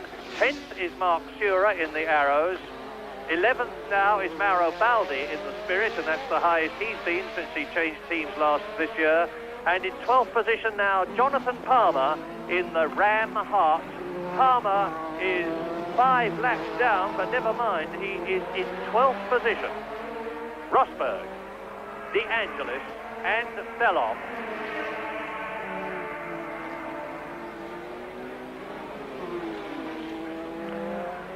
And Michele Alboreto then in the lead, René Arnoux in 4th position. That's going to give them vital points for the Constructors' Championship, and it's going to raise their tails for the San Marino Grand Prix at Imola next weekend. There is only 1 week between the Belgian and the San Marino. Yes, and there's one major disadvantage about it, Murray. It's going to make an extra 4 hours getting in and out of the circuit for us. There's another 100,000 Italians flocked to come and gloat. Yes, I think we can take it, though. There is Arnoux. Hang on, the BBC producer just said, I'll get you a helicopter. I hope everybody heard in front of witnesses. We've got a helicopter, Murray. Great. And that is Michele Alboreto, the race leader, lap 58. 70-lap race. Alboreto must. Well, I'm accused of putting a curse on drivers when I say he must finish in this position because then they immediately retire. But surely Michele Alboreto must win the Belgian Grand Prix, provided he keeps going as he is going. Derek Warwick is charging behind him. That's Tombé's Renault. There is Arnoux. Both of them, of course, have been caught. There is Alboreto again, and you can see the very distinctive lines of the Ferrari C4, and I'll give you the gap between the race leader, Michele Alboreto, and the second place man, Derek Warwick. It was 37 seconds last time we took it. So, as James has said, Alboreto can coast home virtually, provided he just keeps going, because even Derek Warwick, determined as he is not going to close that gap. And by the way, what a super race Derek Warwick has driven. He led in Brazil until a broken front suspension put him out. He finished third in South Africa, and now he's in this position in the Belgian Grand Prix in second place. The gap between Warwick in second place and Alboreto, the leader, is 43 seconds. But nevertheless, Derek Warwick is on his way to 6 points to add to the 4 that he's got already. And that would help him up into second place in the championship table, because Niki Lauda has only got 9, and the unfortunate Mauro Baldi joins the retirees of the Belgian Grand Prix on lap 59. His spirit part is out of the running, and Arnoux is catching Nelson Piquet. Now, I hope we'll be able to see this, because Arnoux really has got a new lease of life. It's most interesting to see the positions of the drivers in the teams, because Michele Alboreto is certainly the dominant driver in the Ferrari team this year, and Arnoux won't like that one little bit, and will be doing everything he can in this race to close the psychological gap between himself and the Italian. And of course, if Alboreto in an Italian Ferrari wins here at Belgium, the joy of the Italian tifosi at San Marino at Imola next weekend is going to be beyond bounds.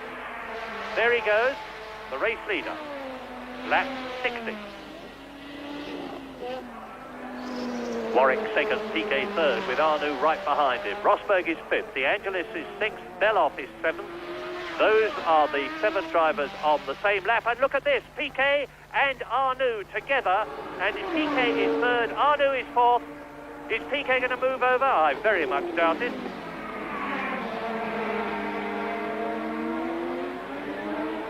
Arnoux, he's not going to get round there.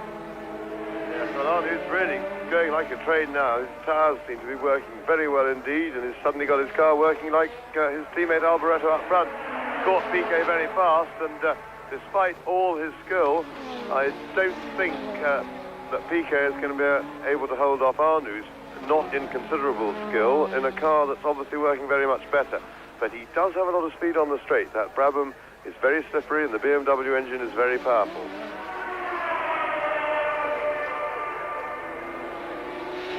We're on lap 61.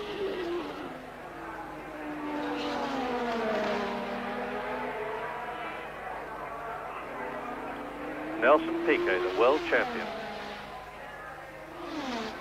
And Arnoux goes right up alongside and forces Nelson Piquet to one side and moves up into third position on this, the 61st lap. Look at it again. Round the fast left-hander, Arnoux moves to the right, gets the inside line for the right-hander that follows. Surprisingly, Nelson Piquet did not attempt to close the door, and Arnoux goes through and Piquet fights back. And you see Rosberg still very much in the background there. He's very much in touch. He's only 2 or 3 seconds behind that pair. Therefore, if Piquet's in a bit of trouble or having to start to conserve fuel, he's under serious threat from Keke Rosberg. Now, this incidentally is what you see now is an intelligence test. It's an intelligence test for René Arnoux, because is he going to go charging on? Obviously, he's got to get away and get a little bit of comfort, the space himself in front of Piquet, or is he going to try and hold his engine back to conserve fuel over the last few laps? He's got 10 laps to go or thereabouts, and obviously he won't be able to slow right down, but there's no point at the same time in chasing Derek Warwick. And there is Keke Rosberg in 5th position. Charged up, he seems to have got going again as Piquet goes through. There is Rosberg in 5th place. There's the world champion in the Brabham BMW. And you can see visually that the gap is closing between Rosberg and Piquet, and Arnoux, the new 3rd place man, is pulling away from the Brabham BMW of Nelson Piquet, and De Angelis is only just a little bit behind Keke Rosberg in 6th position, tailed by Bellof 7th. Yes, this is very much the point. It's really that we don't really want Arnoux to pull away too fast unless he's totally confident he's got enough fuel, and that is Bellof into the pits at a very late stage, and it's not tyres.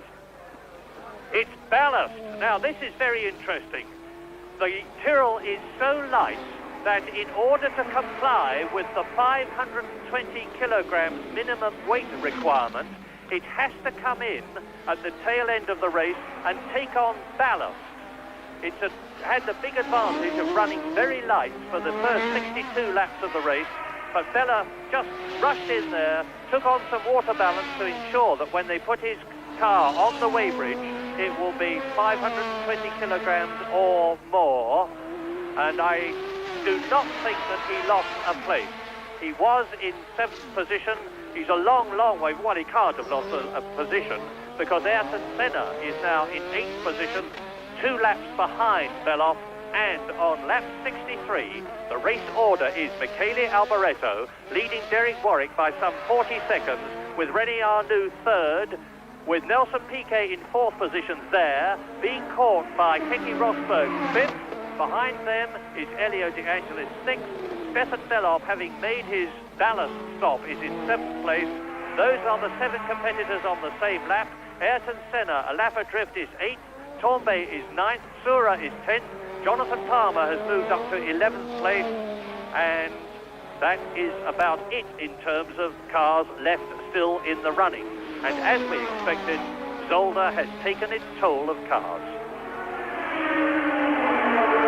But this is undoubtedly the excitement remaining in what has been really a very good and very interesting race indeed, as Rosberg finally gets right and properly onto Piquet's heels. I think and Rosberg having a little look, he's always ready to have a go just in case, as we've seen on 2 occasions today. Quite a brilliant cases of opportunist overtaking. He's not close enough now to have a go, but then we get up to the chicane that leads onto the pit straight, and Rosberg's car has been very good there today. Now, he's perfectly placed behind Piquet. They're braking now for it, turn in, and he's had very good traction out of this, and a good run, and he's getting good traction again. Now, look at that. Rosberg is going to get past him if he can go, but the Brabham is so quick on the straight line. Terrific battle of bravery, and Rosberg's got it. And he moves up into the 4th position, ahead of Nelson Piquet, behind Arnoux, Warwick and Alboreto on lap 64. Look at it again. Yes, Rosberg had to fight because the Brabham is so quick, and he was behind him, but he got his car. All he has to do is get alongside from that position, inside line. Piquet has no corner to turn into, so he has to let Rosberg go. And that was terrific stuff. Battle of 2 really great champions, battling it out in very equally matched cars. Credit where credit is due. the tyre position is there is the leader on the Goodyear tyres that hadn't gone so well until this race. Derek Warwick is in second place on Michelin. Arnoux is third on Goodyear. Now Keke Rosberg is fourth on Goodyear. Piquet is fifth on Michelin, and Elio De Angelis is sixth on Goodyear. And that's Alboreto. Number 27, that famous number. Alan Jones had it. Villeneuve had it. James Hunt had it. Now Alboreto has it. The man from Milan in his 44th Grand Prix, 2 of which he has won. He scored no points in the 1984 World Championship so far, having led in Brazil until he had brake caliper trouble, which spun him out of contention.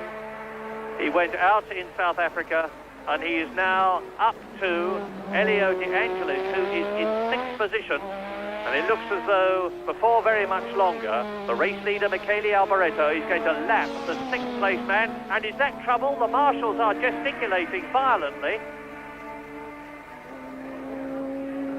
I can't imagine why. There doesn't seem to be any problem that they could see. De Angelis is right up with, it looks like, Rosberg. Arnoux fastest so far, 1 minute point 3. Sorry, 1 minute 19.3, which is a new lap record. John Watson held the lap record here from 1982, 1 minute 20.2. So Arnoux is just under a second faster than the previous lap record, and is therefore obviously the fastest man on the track. And the race order on this, the 66th lap, as we look at Alboreto, the leader, catching De Angelis, is Alboreto leading. Warwick is in second place. Arnoux is third and being caught by De Angelis. Well, is Arnoux in trouble? Because he seems to have fallen right back, and that is Alboreto closing up on him to lap him. So it seems very strange. Maybe he's had a spin. I think because he's definitely dropped back. He's dropped miles back where he was. He was way up in second place, and now he's dropped back to just in front of De Angelis, and they're both about to be lapped. So I can only imagine, and he seems to be perfectly healthy now, so I can only imagine that he's had a spin.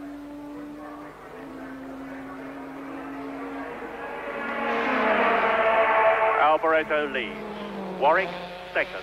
Rosberg is in third position now, ahead of Nelson Piquet. Fifth is René Arnoux, and sixth is Elio De Angelis, who is about to be caught by Michele Alboreto. We're looking at that now. Yes, you might remember the intelligence test I was discussing before, and it looks like that René Arnoux failed it, but not in the way that was one predictable route. He just set fastest lap. He was going away from the people in front of him with no chance of catching Warwick for second place.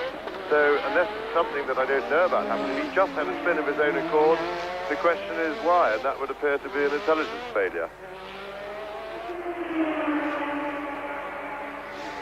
René Arnoux, having sought John Watson to have a personal interview with him about something that John wrote about him, is not going to be very happy at the end of this race unless he starts going again. There's the race leader. He is on his 68th lap now, very, very close to his third Grand Prix win. 2 of them were for Tyrrell, both of them in America. He won at Las Vegas and he won at Detroit in successive years.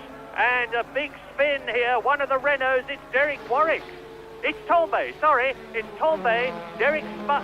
Tombe spun there in 9th position, a lap adrift, and coming up to him now is his teammate behind the white car. Derek Warwick is about to lap his teammate Patrick Tombe, who's had a pretty miserable Belgian Grand Prix. Lap 68, Michele Alboreto, and that's the Brabham of Nelson Piquet.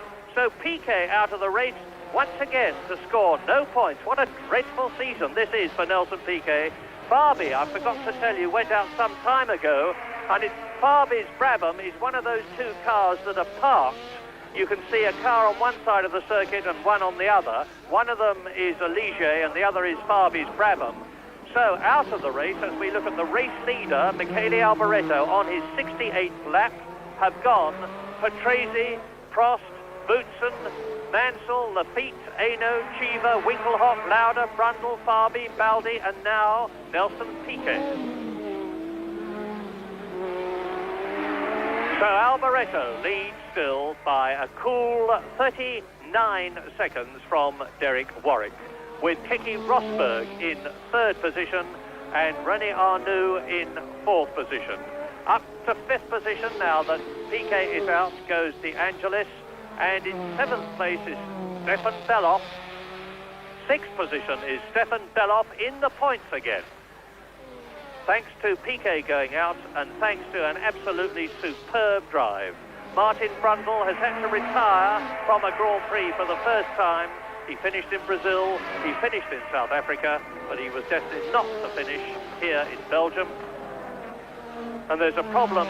It looks to me as though Piquet's, maybe his gearbox is locked up, but for some reason or another, the marshals, there's Piquet, can't get his car off the circuit.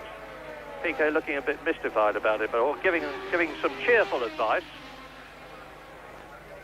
It's a great tribute to Nelson, who used to be a bit mercurial, that he has really settled down in the last few seasons and can certainly take adversity with a smile, that he did so there. And there goes Michele Alboreto across the line on, as you see, his last lap. This is lap 70 in this shortened by 1 lap Belgian Grand Prix, because the warm-up lap was included with the originally intended 71 laps. And you are looking at a man who has driven an absolutely superb race. He qualified in pole position after practice. He confirmed his promise by being fastest in the warm-up lap. He has brought Ferrari to the forefront again. Yes, that's Alboreto for the first time really in the top team. Not that that's only his first on tour, for whom he won 2 Grand Prix quite brilliantly, but they couldn't provide him with the car that both they wanted to provide him and he wanted. Now, he's for the first time confirming the really exceptional talent he has. He's poised, he makes no mistakes, he's thoroughly un-Italian, if I might put it like that, in the way he drives and his approach, and he's driven an absolutely flawless and immaculate race today. And then we must say that Derek Warwick also has driven absolutely marvellously. He's had a jolly good meeting all weekend, and I think I'm right in saying this could put him in the second place in the championship if he can just finish out this final lap in one piece, and that's marvellous news for all British fans, particularly those of us who were very confident as Alboreto takes the line that Derek Warwick would make a great account of himself in a proper car. Michele Alboreto has won his 3rd Grand Prix and his first for Ferrari, confirming that we have a truly great Italian driver back in the Ferrari team again. Something that Enzo Ferrari resisted for a long time due to the criticism that he takes from the very vociferous Italian media if anything goes wrong with an Italian driver. And we look now at Derek Warwick coming home in 2nd position in the Renault, which, subject to our being able to add up all the other points quickly, will take him into 2nd place in the World Championship. Derek Warwick 2nd then, as we look down at Michele Alboreto, and we wait now for Keke Rosberg to come home in 3rd position in the Williams Honda. Another magnificent drive, in its way even better than that of the race winner Michele. And look at this! This is Rosberg! This is Rosberg coasting and retiring on the last lap. My goodness, another sensational development in the closing stages of a Grand Prix. Keke Rosberg not finishing, and that means to say that René Arnoux is going to finish in 3rd position, and only the first 3 will have completed the full race distance, with Elio De Angelis in 4th position, Stefan Bellof in 5th place, and Ayrton Senna should come up into 6th position. Again, there is Ayrton Senna. He's finished the race because he was 2 laps behind. But with that sensational closing news and Confirmation awaited. Certainly, Alboreto has won. Warwick second, Arnoux third, De Angelis in fourth position. And, sorry, let's say that again. Alboreto the winner. Warwick second, Arnoux third, Rosberg fourth, De Angelis fifth, Beloff in sixth position, scoring a point for Tyrrell.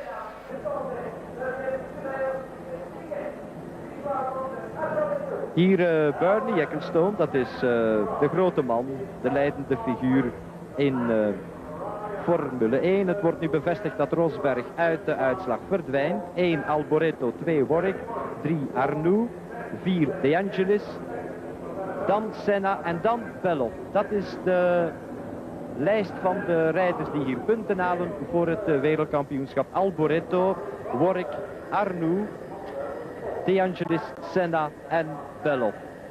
Er wordt bevestigd hiervan op de toren dat Rosberg dus uit de uitslag zou wegvallen, maar dat komt hier nu anders op het bord. Het is afwachten wat het wordt. 1 Alboreto staat hier, 2 Derek Warwick, 3 Arnoux, 4 Rosberg, 5 De Angelis en 6 Stefan Beloff.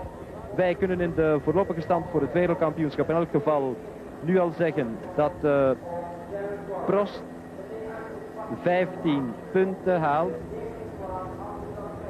Wereldkampioenschap wordt de stand hier aangegeven. 1 Alain Prost 15 punten, 2 Derek Warwick met 10 punten, 3 komt Niki Lauda 9 punten, hij had er 9, 4 Michele Alboreto na zijn overwinning van vandaag de eerste punten voor hem, 9 punten. Dat is ook het geval voor het Ferrari-team dat nog niets had gescoord. Keke Rosberg staat er ook met 9. De Angelis op de 6e plaats met 6. Arnoux op de 7e met 4. Patrese met 3.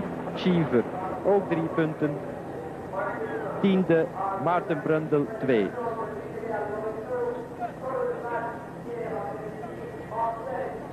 Terwijl hier nu de wagen van Keke Rosberg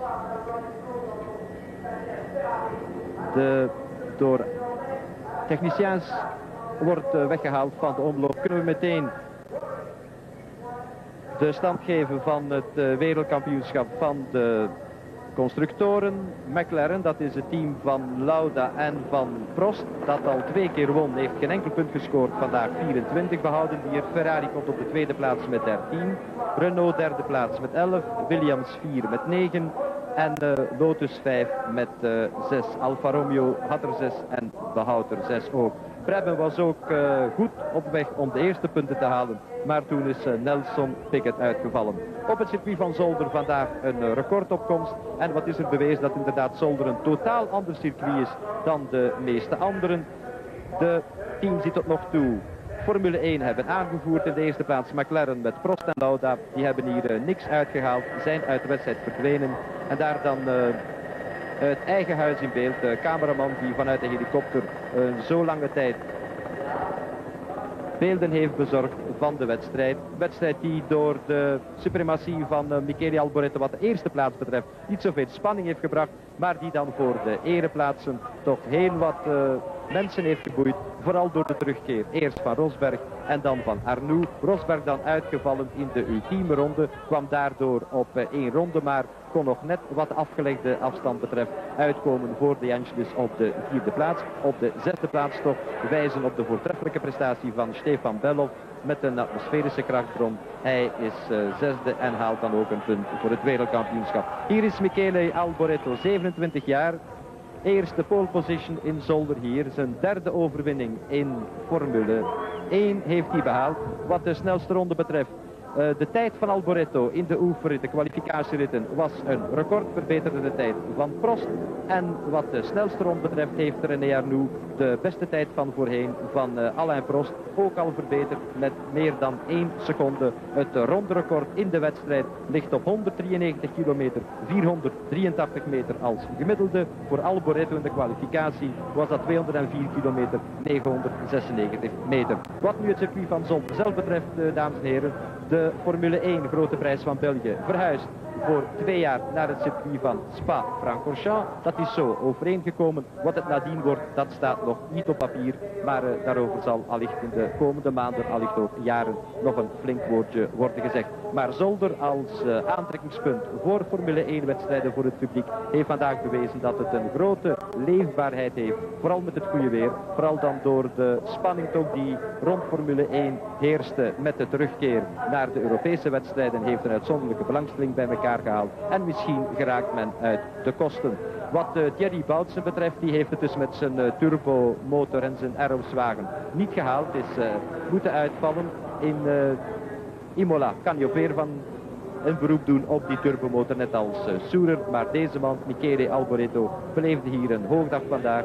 Zoals ik net zei, 27 jaar, 7 in het wereldkampioenschap 82, 12e in dat van 83. En nu in het Ferrari-team. Hij is teruggekeerd naar het Ferrari-team nadat hij een paar jaar bij Jarrell heeft gereden.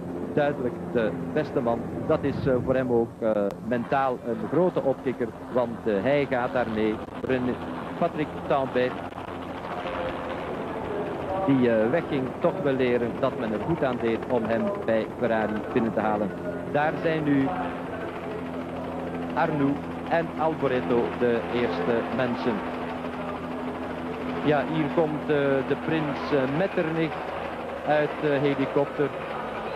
Dat is de voorzitter van de FIA, Fédération Internationale Automobielen. De voertaal is het Frans in de automobielwereld. Terwijl hier nu de wagen van Keke Rosberg wordt binnengehaald. Het is die van Lafitte eerst. Ja, het is de wagen van Lafitte die naar de pits terugkomt. Lafitte die in de eerste 15 ronden is uitgevallen.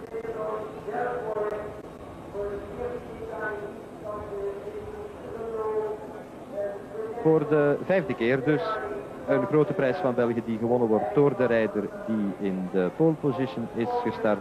Terwijl hier de wagen van het Ligier-team wordt binnengebracht van de Fransman Eno, de debutant in Formule 1. En daar staat hij dan, Michele Alboreto. Dirk Work meldt zich ook om naar het podium te komen, wordt daar omringd door de heren van het organisatiecomité hier. Dat zijn Belien, Van der Voort en Gijskes. De voorzitter van de Belgische Automobielfederatie, Graaf de Liedekerke, is erbij. En ondertussen wordt het Brokkenpark gevuld. Hier wordt de wagen onder meer van Alain Prost binnengebracht. Hier is Michele Alboreto bij Tyrrell in het team van Ken Tyrrell geleerd. En daar is heel wat te leren. Is een routinier, een ervaringrijke man, naar de Italiaanse thuishaven teruggekeerd bij Ferrari. En op de 3e plaats vindt hij dan terug zijn ploegmaat René Arnoux. Een grote dag voor Ferrari, voor het Italiaanse merk. Een grote dag ook allicht voor de organisatoren van Imola, want die krijgen in de komende grote prijs enorm veel volk over de vloer. En wat wordt het nu de stand voor het wereldkampioenschap? Het is afwachten of de slechte dag van McLaren, Prost, Lauda in deze grote prijs van België ook zo wordt vertaald in de komende weken. Anders zal het Ferrari-team zoals het vandaag draaide door het meesterschap van Alboreto en later dan door de terugkeer van Arnoux in de slotfase nog heel wat brokken kunnen maken. De grote prijs van België heeft nu meteen Michele Alboreto als overwinnaar gekregen. Hij werd in de voorbije jaren voorafgegaan door Alain Prost, de Fransman, Watson, Reutemann, Pironi, Scheckter, Andretti, Nielsen, 2 keer Lauda, Fittipaldi en de eerste keer Jackie Stewart. We gaan nu 2 jaar naar Spa-Francorchamps, waar vorig jaar Alain Prost won. Toen nog met een Renault-wagen, nu met McLaren. Dat was het uit Zolder. Dames en heren, nog even de uitslag doornemen. 1 Michele Alboreto, 2 Derek Work, 3 René Arnoux, 4 Keke Rosberg, 5 Elio De Angelis, 6 Stefan Bellof. Dat zijn de rijders die punten oogsten voor het wereldkampioenschap. En wat de stand voor het wereldkampioenschap betreft, blijft Alain Prost aan de leiding met 15 punten. Niki Lauda, die heeft er 9 en deze man scoort zijn eerste punten in het seizoen. Michele Alboreto. Afspraak, dames en heren, voor rechtstreeks reportage van Formule 1 wedstrijden krijgt u wat de DRT betreft voor de grote prijs van Monaco, de eerste zondag van juli. Dat was het uit Zolder, tot wederhoor.